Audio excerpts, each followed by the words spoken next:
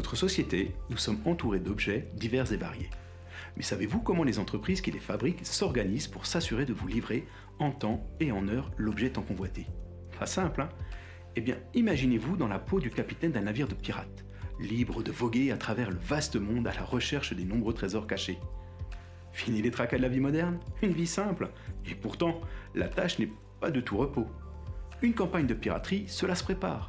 Vous devrez décider de la zone maritime que vous écumerez, recruterez les matelots et des officiers compétents, fixer des objectifs à atteindre ou encore vous assurer d'avoir les ressources nécessaires. Nourriture, poudre à canon, fil pour recoudre les voiles et les blessés. Et ce n'est pas fini.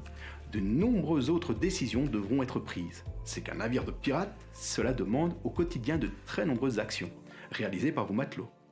Pour organiser ces activités, vous ne serez pas seul. Vos officiers assureront la coordination de différents services utiles, comme le maître cuisinier qui veillera à ce que personne ne meure de faim durant les longues campagnes.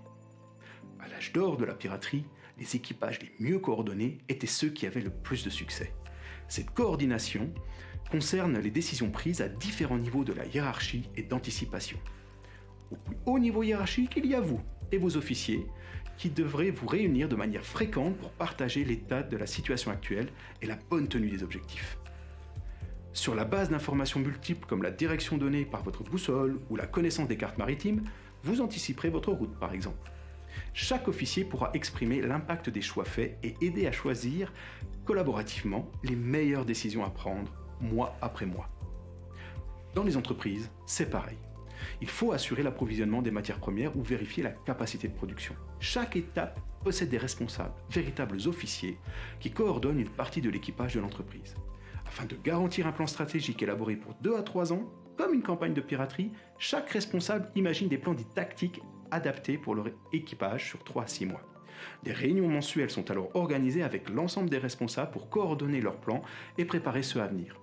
Ce processus de réunion est bien connu des industriels, se nomme SNOP. Voilà, vous savez comment se coordonne une entreprise, c'est grâce au processus SNOP. C'est la fin de l'histoire. Quoi? Moi?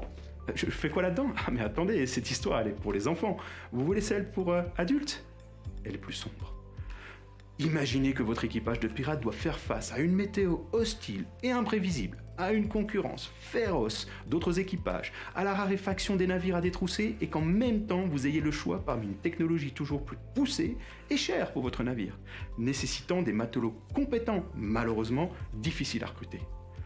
L'art de coordonner vos décisions avec vos officiers va devenir bien plus difficile.